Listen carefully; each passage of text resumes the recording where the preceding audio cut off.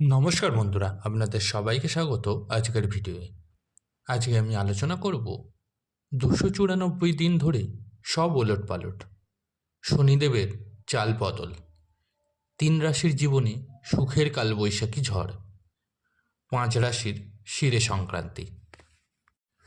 এবছর শনির গতিবিধির কারণে আগামী 294 দিন মোট 5টি রাশির জাতক জাতিকাদের জন্য দুঃসংবাদ নিয়ে আসতে পারে, তাই সতর্ক থাকতে হবে।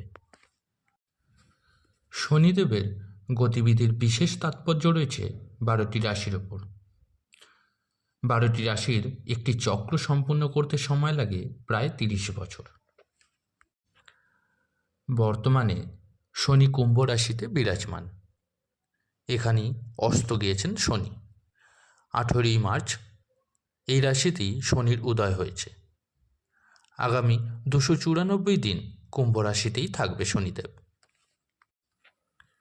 কুম্ভ রাশিতে শনির অবস্থান পরিবর্তনের কয়েকটি রাশির ওপর শুভ প্রভাব ফেলবে, আবার কিছু রাশির ওপর নেতিবাচক প্রভাব ফেলবে। আগামী 294 দিন কার ওপর কী প্রভাব পড়তে চলেছে আসুন জেনে নেওয়া যাক। মেষ রাশি। শনির গতি মেষ রাশির জাতক জাতিকাদের জন্য আগামী 294 দিন সুখবর বয়ে আনতে পারে। শনির শুভ প্রভাবের ফলে অনেক কাজে সাফল্য পাওয়া যাবে, সমাজে মর্যাদা বাড়বে। আর্থিক বিষয়ে আপনাকে ভেবেচিন্তে সিদ্ধান্ত নিতে হবে। এই সময় নতুন বিনিয়োগের পথ খুঁজে পেতে পারেন। সিংহ রাশি। শনির গতি সিংহ রাশির জাতক জাতিকাদের জন্য আগামী 294 দিনই সুখবর বয়ে আনতে পারে। আর্থিক সুবিধা পাওয়ার সম্ভাবনা এই সময় রয়েছে।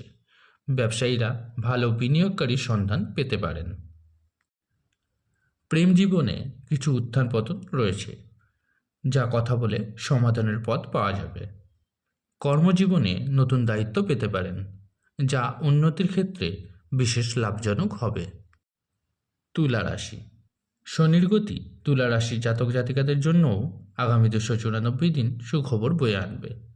জীবন ভরে উঠবে ইতিবাচকতায়। স্বাস্থ্যের দিকে বিশেষ নজর দিতে হবে। কিছু উত্থান পতনের সম্মুখীন হতে পারেন। ছাত্রছাত্রীরা বিশেষ সুখবর পেতে পারেন। পরিবারের সদস্যদের নিয়ে বেড়াতেও যেতে পারেন। আপনার আর্থিক অবস্থা সচ্ছল থাকবে। এবছর শনির এই গতিবিধির কারণে আগামী 294 দিন মোট 5টি রাশির জাতক জাতিকাদের জন্য দুঃসংবাদ বয়ে আনতে পারে, তাই সতর্ক হতে হবে। মকর, কুম্ভ ও মীন রাশির জাতকদের জন্য সঙ্গে রয়েছে কর্কট রাশি ও বৃশ্চিক রাশি জাতক জাতিকাদের জন্য এই সময়টি খুবই সতর্কভাবে চলতে হবে। তার কারণ মকর, কুম্ভ ও মীন রাশির জাতকদের জীবনে শনির সাড়ে শুরু হয়েছে।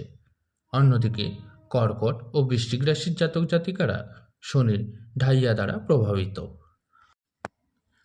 বন্ধুরা, এই ছিল আজকের ভিডিও।